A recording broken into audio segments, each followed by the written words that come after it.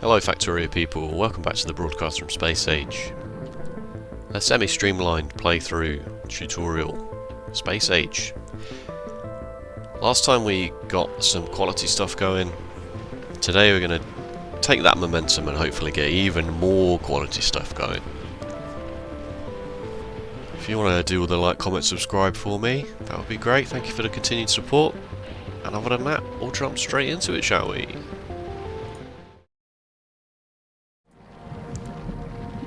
Everything's ticking away nicely on now, these. Science is in and out. No drama. For the most part. Here's the upgraded... I talked about this briefly at the end of the last episode. What I wanted to do is I wanted to have red and green science going quite fast. Because every science uses red and green science. And then the sciences that we don't use should, in theory, then back up. So that when we pick a science that needs that particular science. So here we're not using purple. We are using military in this one. We're not using purple science. So when we then turn on a research that needs purple science, we'll have a big backlog that should then also... Because basically this number of labs uses more science than we make. I just wanted a way around that. You need to do the same for blue science, but that's easily sorted with a few beacons and modules. What we mostly want to do today is we want to take these quality modules that we've been farming on Fulgora.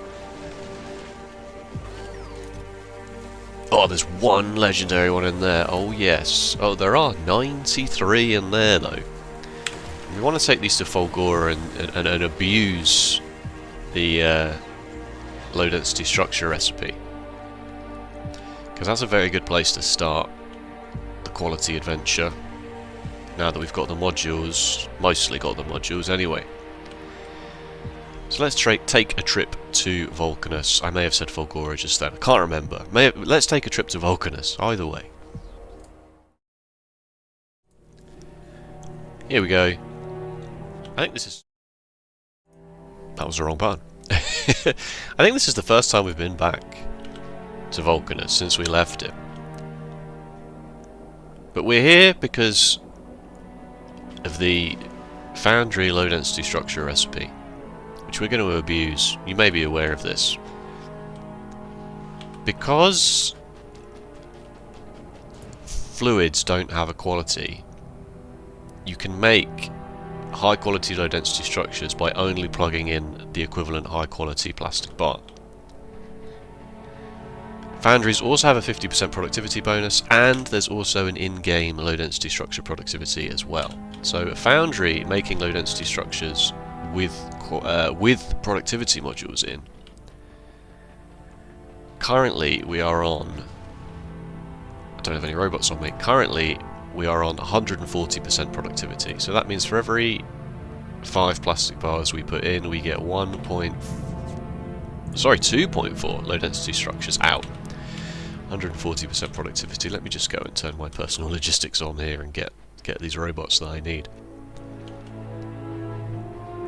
So that means you only need a supply of high quality, but then when you crush the low density structures, when you put the low density structures back through a recycler, it doesn't care the recipe that was used to make it, so you get the copper and the steel out of whatever quality low density structure you have just put in the recycler. So if we put quality modules in these, let's use the legendary ones there just on the first step. Is that right? I don't know. Let's put the legendary modules in the final step actually.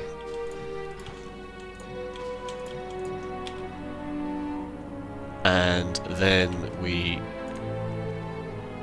turn this on by... Oh, this is just full, is it? Let's get rid of these. So the plastic goes around. The low density structures are made very efficiently and then they're crushed and potentially high quality items come out. Those high quality items then, the high quality plastic goes back into the system, and the other qualities of the copper and the steel we're just holding on to for now. So we do have to seed this with some plastic, and it currently does not work forever, but as a proof of concept, this is what I was wanting to test. Because I've seen this done, but I haven't actually ever done it for myself.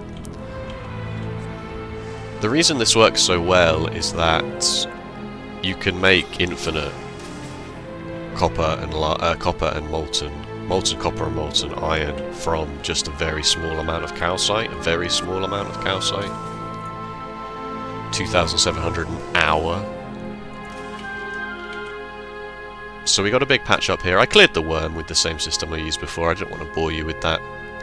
And there's also some coal here which will become important later. Copper, coal and sulfuric acid which will become important later. But you can see that with a bit of incoming plastic,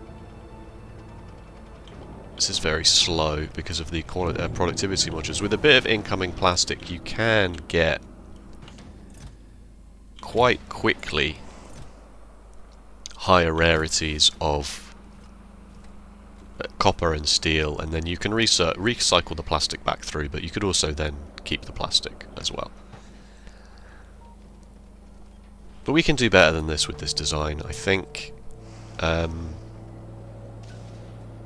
Much better than this. You can also, if you can get a source of legendary coal, you can sort of bypass this whole upcycling step, but we'll cross that bridge in a minute.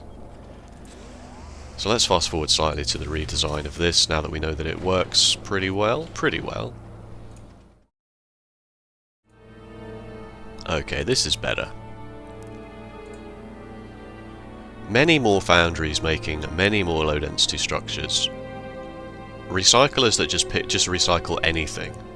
So rather than a dedicated recycler for each one of these, just pick up any low density structure, recycle it. Cycle the generic plastic back through the system, cycle the higher quality plastic through to make higher quality low density structures. And then all of the copper and the steel goes through here, which then gets sorted. The only downside to this is we have to inject it with plastic every now and then, because this uses more plastic than it creates at the moment, but we won't have to wait too long here for some results. Some high quality plastic coming through already.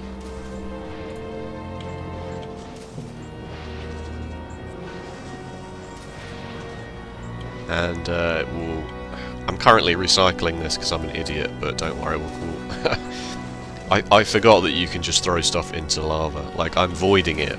I'm turning copper plates into copper cables and then recycling it, but I'm still in a Fulgora mode. I forgot that I could just literally toss it into the lava, so don't worry, that goes in a minute.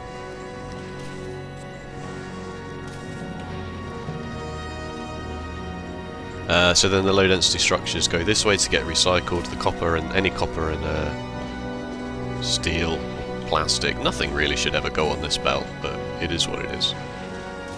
Plastic rather should only ever go on this belt, but that's only if this machine is full. Come on, I want to see at least one legendary plastic coming out here. No, there's some epic plastic. We're going to get lucky. Oh, no, we've got an epic low density structure. Recycled.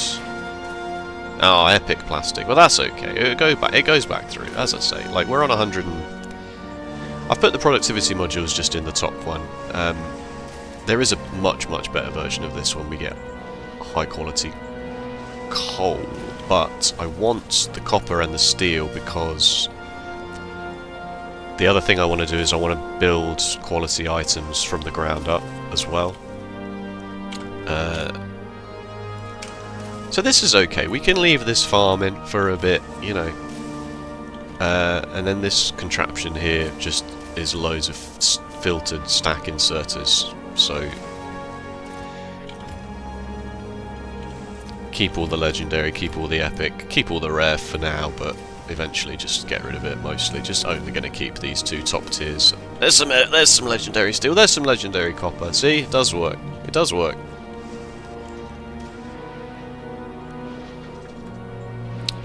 And the best way to get plastic here is going to be a very simple sulfuric acid coal into plastic thing. Fortunately, you don't need that much plastic to keep this completely fed. Even just these 5 machines is 5.33 plastic a second, which is what, like two chemical plants? So let me make this self-sustaining so that we can leave this and go and do something else. Very simple, very easy. Turn sulfuric acid into heavy oil with the calcine coal. So all of these are just on in mining patches on Vulcanus already. Neutralise the acid to get some water, and then also plug some coal in to make the plastic. Excuse me?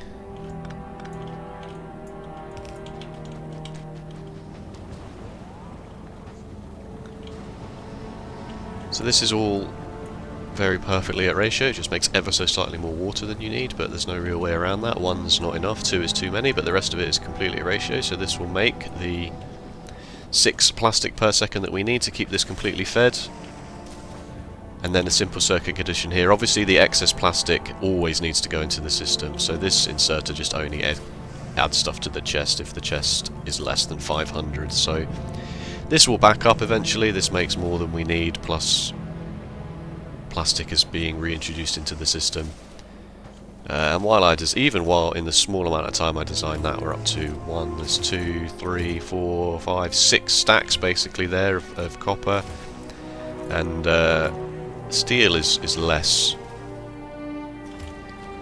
likely out of the low density structure recycling recipe. But you always get the 5 copper plates, whereas you may get some steel, and you always get a plastic bar out of it. So, as long as we keep researching low density structure productivity, we might then eventually be better off getting rid of these quality modules and making these productivity modules, just so that we get all of these up to 300%, which is the max. There's a legendary low density structure, and it goes just the plastic.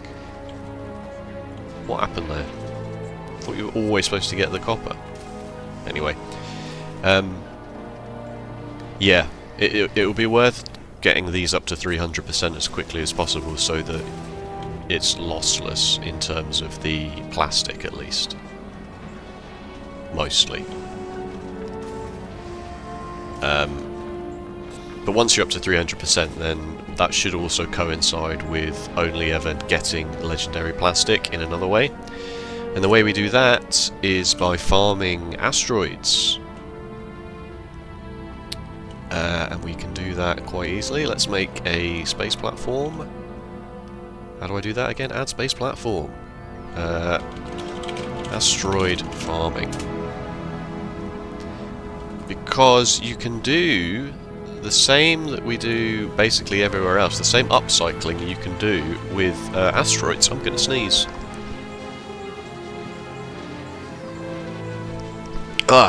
Thank you. If you said bless you, thank you. You can do the same upcycling with asteroids. Throw an asteroid into an asteroid crusher repurposing recipe. This one. Metallic asteroid reprocessing recipe. And you may get a better quality asteroid out the other side. And you can just keep doing that to get better asteroids. So I have this design already. I made the design. I'm just going through the motions here with you. Here's the legendary copper farm if you want it. It quickly becomes superseded, but oh, low density structure. Yeah, whatever, just keep going. I've done the work, I've done the design work already, so it looks like this. It's huge, but it does work. So we'll let this go. This is the proper design, because I've already updated the blueprint book for it. So when I fast forward in a moment, you'll see the design that needs a bit of tweaking, but this definitely works. And we've got the first fusion reactor in space as well. So quickly show you that. Alright, so here's the first iteration of it being built. You can see it's still got the solar panels on because we need some power to kickstart everything. We need to bring some fluoroketone in as well from Aquilo, but that's fine. Aquilo is all well and good. If you wanted a quick Aquilo update, everything's good. I put a limiter on this because we were making way too much science. Way too much science. So we're just waiting. Was that my front door? False alarm, false alarm. What was I saying? Yeah, you need to bring some fluoroketone in just to get things going, and we're also bringing in the fusion coils as well, of course, but that's fine. The Aquilo shuttle is just doing runs with our stuff for us. So the magic is happening up here. Asteroids come in, may get reprocessed into higher quality asteroids. The benefit of this recipe is that this 40%, 20%, 20% chance on the products are not exclusive. There's a chance you get like one of each. So you can make quite a lot of asteroids out of this system. And then once you get a legendary asteroid, you just crush it, and then you get the legendary products out. And you may also get another metallic asteroid out again, with a 20% chance, and of course with the inbuilt productivity research of asteroid processing, you know, so there's a 70% productivity, so put quality modules in this as well. Sorry, not quality modules, productivity modules in this as well to get up to over 100% productivity, so, you know, there's a 40% chance for every metallic asteroid chunk you put in, you'll get one out. Each one of those is 20 legendary iron ore, which is huge. This one, you want the carbon and the sulfur. You definitely want both. It may not seem hugely obvious why. You think, why do you want legendary sulfur? It won't be legendary sulfuric acid. Obviously, legendary chemical science packs are a ways away yet, but that's definitely one reason. The main reason you want it is for this legendary coal synthesis recipe. So don't sleep on that. The legendary ice and calcite are less good, less important. Calcite goes into cliff explosives. High quality cliff explosives get you nothing really. They also go into all of these fluid recipes which do absolutely nothing for you, and they go into artillery shells, which of course we don't really want, but you know, these numbers aren't anything to scoff at, to be fair. Normal artillery shell is 1000 damage plus 200 physical, whereas a legendary one is 2500 and then 500 physical. Certainly nothing to scoff at,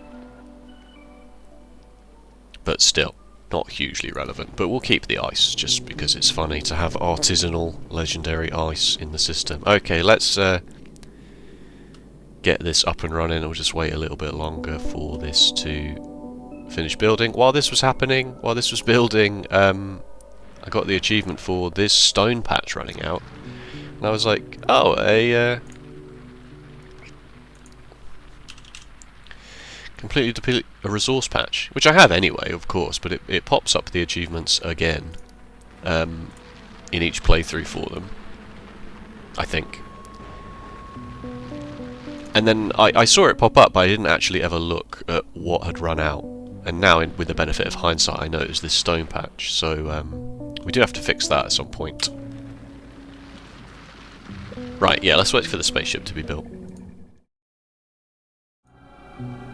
This is the final design that I'm pretty sure works, has all of the redundancies in place to make sure that everything's fine. I thought I'd get away with not throwing asteroids overboard, but I don't get away with that. The belts do still fill up. So let's send it on its way, turn it on, onto Vulcanus, and we'll see exactly how this works. It's pretty self-explanatory, to be fair. We use lots of fuel to move as quickly as we can. Don't worry about fuel efficiency here, it's not really relevant. The asteroid crushes, well, the guns shoot the asteroids go onto the belt, half of them go this way to go through the upcycling process.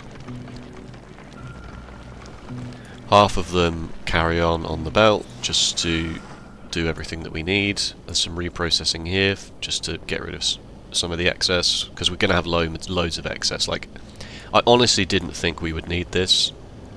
I honestly thought that we would just be okay, but we still just get so many asteroids like this. Like, it's ridiculous. We're not even using quality grabbers or anything yet. We still have too much, which is why I never bothered with quality grabbers. Like, everyone's like, they're so good, and they are good, you're not wrong. Like, bigger storage size, bigger collection area, more arms, like, collection arm max speed. Each one of these things is like an exponential gain on the number of asteroids you need, that you can collect, but we don't need anymore.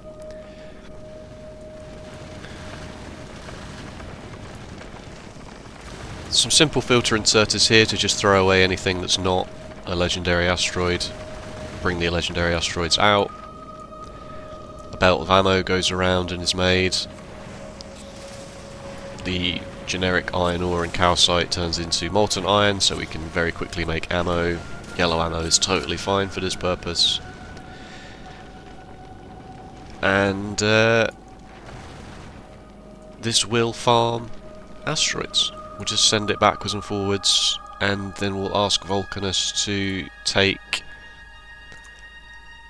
the legendary iron, the legendary carbon, the legendary sulfur, and we'll just tell it to get rid of it. You can use the scroll wheel here, is this true? Somebody told me that you can use the scroll wheel to go through the qualities. I think I changed that. And the legendary ice, which I have no idea what we're going to do. No idea what we're going to do with that. So now we've got legendary iron ore on Vulcanus as well. 1,000 copper in there. I used some of the steel to make these big chests, by the way, which really frustrates me because it puts the icon on the chest, which kind of ruined the visuals of how I was sorting everything, because now I think, why is there legendary copper in here? Well, there isn't, it's just the icon on the chest. So yeah, I'd like to be able to pick and choose what shows the quality icon, personally. As you can see, plastic is totally fine. This is finished 1024 legendary low density structures, so it's pretty efficient, in my opinion. Pretty efficient. And yeah, I remembered that you can chuck stuff into the lava. So this just goes backwards and forwards. Why are you not getting rid of the ice? I know what I've done, is I've forgotten to tell this to be legendary ice and just be generic ice. No, I haven't. Oh, it's because I pressed 50 when I just really want it to be like loads. And I'll also put them into a box as well. Okay. So I'm going to leave this running. I could do the change now to get the legendary coal from the coal synthesis recipe, but we'll come back and we'll do that another time, because this is working totally fine. What's more important is that stone has completely run out on Nalvis, and the nearest patch that isn't being used for landfill, because this is our landfill farm, which is also almost full up. 391,000 landfill in the system at the moment, and we'll need it. Trust me, we will need it. This lake in itself is quite a lot.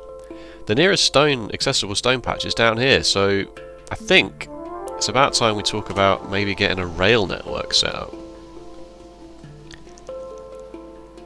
So I designed some rail blueprints, redesigned them for 2.0, because there's different rails and stuff now. They're chunk aligned, they're in the blueprint, they're in a separate book of the blueprint book. Let me press my debug mode to get my grid on. There's a straight, so you see they're fully chunk aligned here. There's a straight. There's a curve. Did I make? I didn't make the curve and the T-junction line up. What an idiot! All right, I'll fix that. Don't worry. You want the curve and the T-junction to line up so that you can just replace one with the other. Why didn't I do that? That's such a simple thing to forget. It's because I spent so long thinking about the T-junction. Right, the T-junction it looks weird. You may be thinking, like, what the on earth is going on with this T-junction? I wanted to try and use the elevated rails a bit. So the problem with the T-junction... Do I have any robots on me? No. I should probably go and... But let's go and build this somewhere where the robots will actually do it.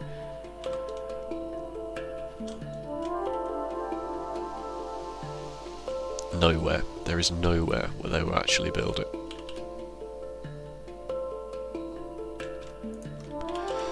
Do it over there, please.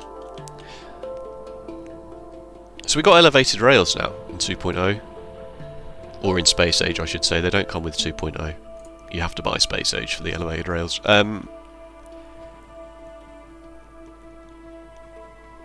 Which makes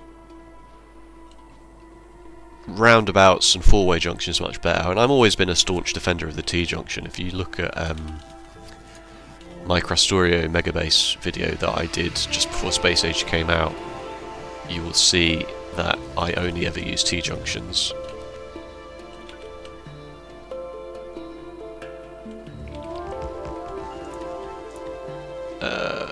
Trees.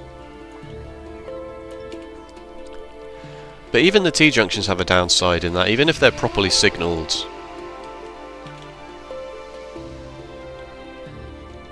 Wow. What a really good place to end up putting that. Even if the T-junctions are properly signalled, trains will still have to wait for each other. Not as much as they would have to wait for each other on a four-way junction, which is why I don't use four-way junctions, but in a three-way junction it's a lot easier, but there are still cases where it will happen. But with the elevated rails you can kind of get around that a bit more. Oh, I didn't open my drawing tool, and I definitely need it for this.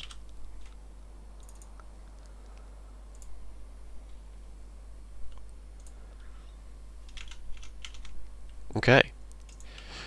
So a train before, if you try and imagine that this T-junction is actually a regular T-junction, this is flat. A train that was coming this way would have to cross this curve, so this train would be stopped from moving. If you signal it properly, it shouldn't stop this train from moving.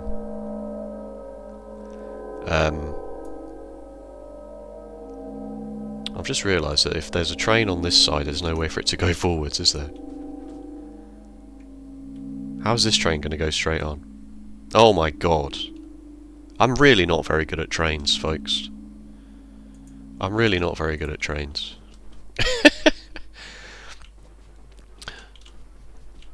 So you kind of need this, but on the other side as well, right? Blueprint with rail signal cannot be flipped. Of course not.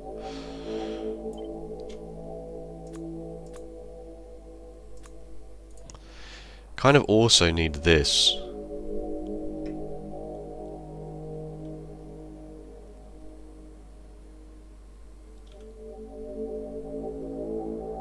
Somehow. I feel like this is over-designed, because the point is that this train can go straight on without, like, interrupting anything. But if it needs to turn, then it goes under the rail. I think I've over-designed this. It's left-hand drive, by the way, if you're confused.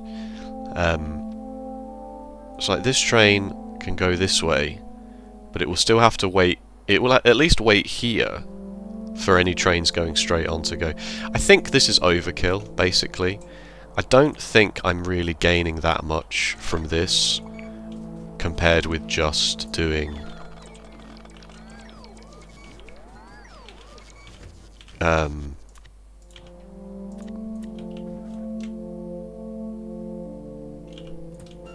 this. And as long as this is signalled correctly. Because you need this one, but you still also then need this one. Right? Because you need every train in every lane to be able to go in every direction. So you need this train to go this way and this way. You need this train to go this way and this way, and then you need this train to go this way and this way. So you need those three sets of junctions, and a train going this way doesn't stop this train from going this way, but it does stop the purple train from going straight on. Just because it has to cross this block here. So this train is not affected by that, but this train is. And the way you'd get around that then is to elevate this rail. So actually, I think probably what has happened is that I mistakenly thought that elevating this rail here would solve the problems, but actually you want to elevate this inner one. You can leave the outer one, you can just elevate the inner one. Is that true? I don't know. I don't know. 3 turrets just ran out of ammunition. Excuse me? Power! Oh, that's right, this is the old this is the version of the design that doesn't work. Don't worry, the one in the blueprint book works. Trust me. The one in the blueprint book works. The one in the, oh god, it's a disaster.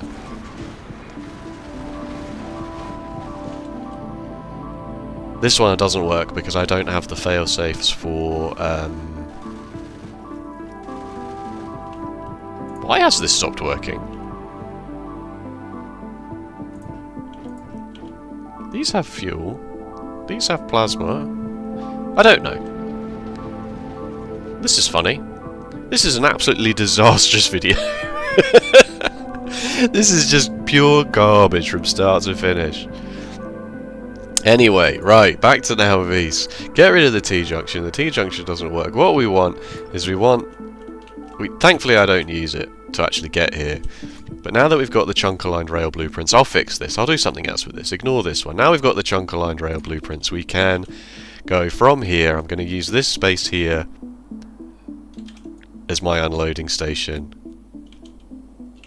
I'll make a big station here for various unloading, and then we can use the chunk-aligned rails to, you know, just go... We'll go down here, and then we'll put a bend in, and it should be very easy to do a rail network. Hopefully, it should be very easy. I've not integrated roboports into them. Maybe that's a mistake, because that means I do have to be on Navis to get this done. But trains is always the kind of thing that I really don't want to do remotely. Anyway, to do them remotely, you would need a complete roboport network. You could put roboports in the... This has not died, but it has now run out of fuel, which is funny. Oh, that's right, yeah, so the... No, I can't remember what's wrong with it. Don't worry, I do fix it. You either need a complete roboport grid, so you need city blocks with complete roboport coverage in like a nice square around where you want to build, or you integrate the roboports into the grid, the rail network itself with like I mean, these signals would have to go to a different place, but you'd put the roboports here like this, and the problem with that is that you then get really weird roboport shaped networks, you know, where you have a big L shape, you have a big convex, concave roboport network, which causes other kinds of headaches. So I'm just going to commit to being on the planet that I'm building the trains on. I don't think that's too outrageous.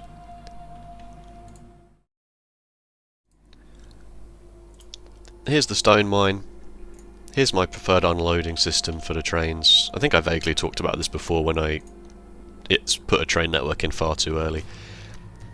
If I need to add more unloading, then I've got plenty of space here. Not plenty of space, but enough space. And I'll expand it this way when this copper mine runs out as well.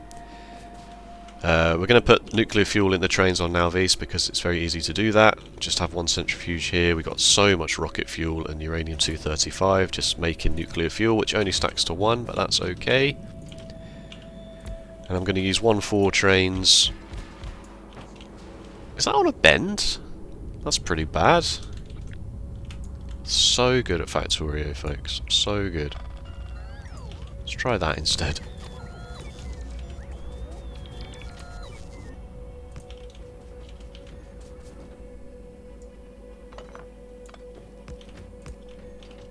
There we go. And right, the nuclear fuel went in already. You're going to stone pickup until full fuel, full cargo, right next to it. Obviously, I don't know what's wrong with me today, folks. I apologise. I'm going to try and record a bloody mahjong video after this. That's going to go horrendously. And then from the unload until empty cargo. That's the one. Right, let's get in there. And off you go, Shwoom, with nuclear fuel. So I didn't even use a T-junction, but yeah, put that on the to-do list, folks. Fix the T-junction. Yikes.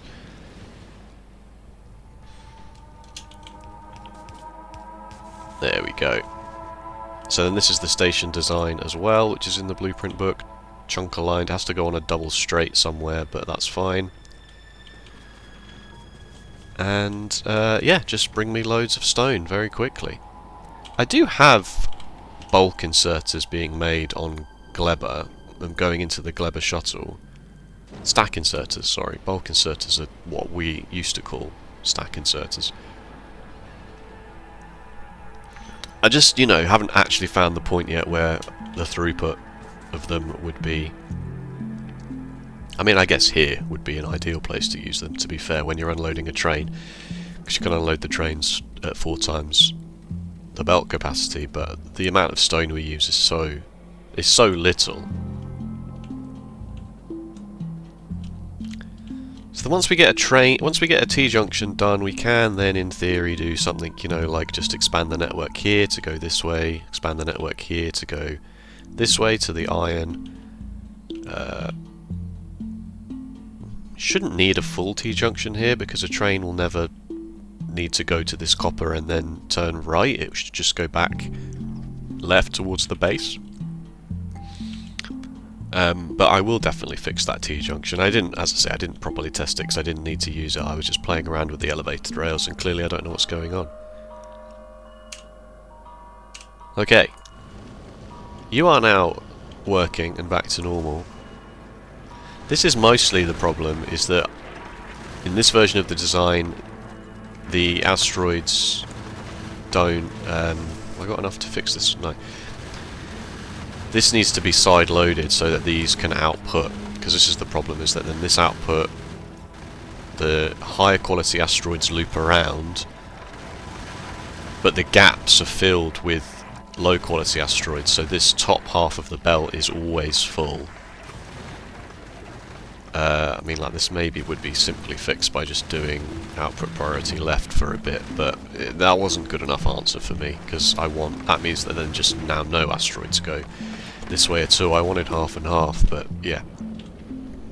But don't worry, the version in the book is correct and does work and does not crash horrendously.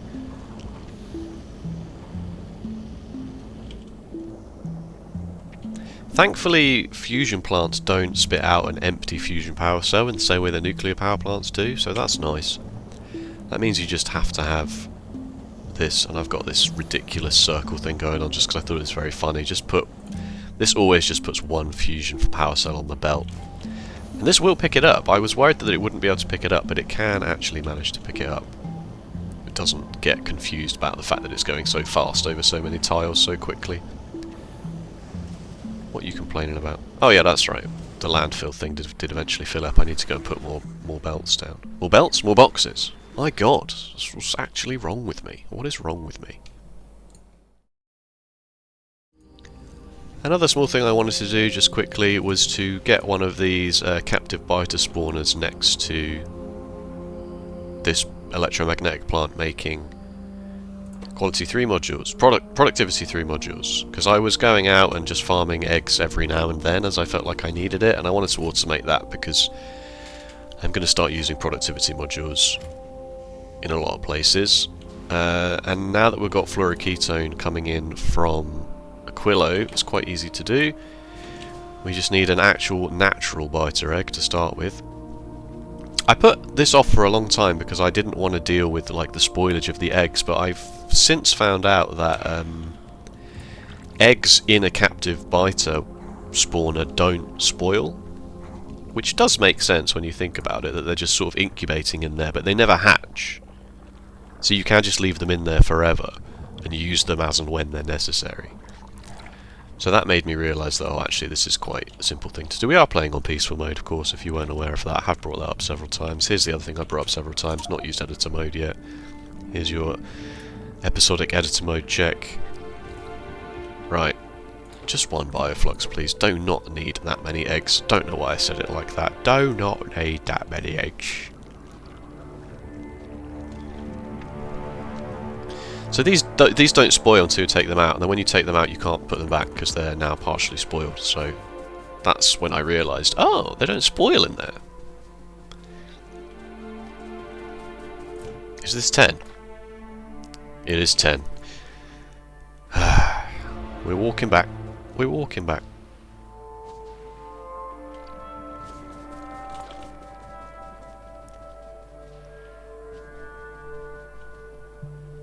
It's fine. Okay. And fluoroketone. 2 barrels is enough. These stack to 1. These spoil, interestingly enough. And they spoil into a biter, so you can't just make these and keep them. But if we put this like about here, we can do stuff like feed it bioflux as it needs bioflux. That does mean I've had to ask the Gleber ship to start bringing me bioflux backwards and forwards again, but that's okay. But Gleber has not broken since the last 2 horrendous times that it broke and we had to go back there to fix it. It is now fine. Has been working pretty consistently. No, it has been working consistently. Not pretty consistently, it is just working.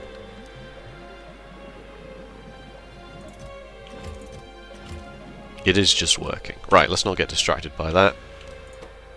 Hello, bioflux? And then because the eggs don't spoil, as long as you do something like attach this electromagnetic plant to this arm and say only work when there are no biter eggs in there. Because this only needs 1 biter egg, of course, to work, and then lower the stack size to be 1 as well. It will only remove 1 egg as needed at the time, and then the rest of them will just stay in here. You do need a filter on this for biter eggs, because if this picks up some spoilage, because the bioflux might spoil, so you do need a spoilage inserter here, just to get rid of the stuff. That should make that a purple chest, really, just because there's no reason to ever keep storage in there, spoilage in there. I do have a system over here with the green chest. So a green chest will request things from the network, but it will also let requester chests take from here as well. Whereas a normal blue chest will sort of sequester those items forever, and you can only really remove them with an inserter into the machine. A green chest will do both. It will request everything, so all the spoilage on Now Vis is now being requested to this one chest. But when we need spoilage for Mark III efficiency modules, we can take them from that chest as well. And then a simple circuit addition on this inserter to just say burns spoilage if we have more than 2,000 of it. So that was actually a lot easier than I thought. I was kind of dreading that, but that ended up being very, very easy. And that does mean that we can maybe think about clearing some biters from our immediate vicinity. Because eventually we will want to start spreading some freedom around and put up an artillery wall around, just because I think that will be fun, just to have an artillery wall around the base and just have it defended from the retaliatory attacks. So as we research more artillery range, we'll have just a wave of artillery go out to the now in-range biter nests. They will retaliate, and we'll just clear more and more space. And the benefit of that is that we'll also reveal the map very slowly as well. But that's a little bit that's a little ways down the line. That's a little ways down the line. Can you imagine if biolabs spoiled? Can you imagine if biolabs needed nutrients? God. We got some turrets here just for backup, just in case something goes horrendously wrong. Okay. The asteroid farming is now in its actual final version, thankfully. This has crushed 136 legendary metallic asteroids for 20 iron ore each. So you can see that the iron is ticking up nicely, and the legendary copper and steel is also ticking up. I need to expand this trashing thing. I need to trash a lot more than I thought I did. So we have to go back to Vulcanus, but we also have to go back to Vulcanus anyway because we can make this so much better now. So much better with some legendary coal.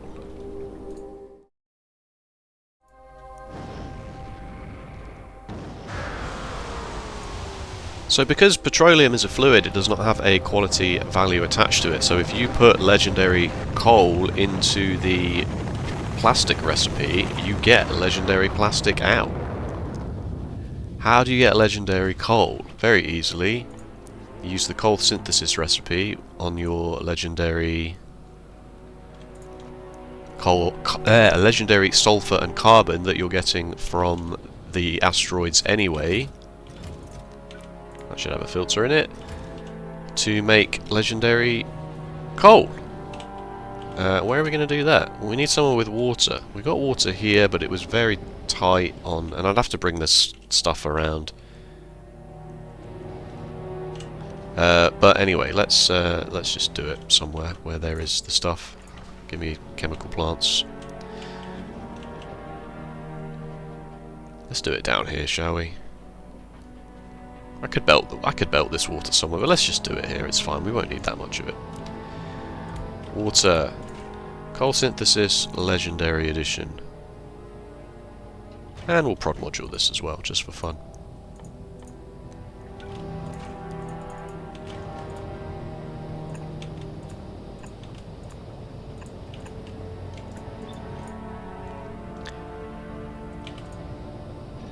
So for every 1 legendary sulfur and 5 legendary carbon, which is a pretty good ratio when you look at the legendary asteroid farming thing, this gives you 5 carbon and 2 sulfur, so that's nice.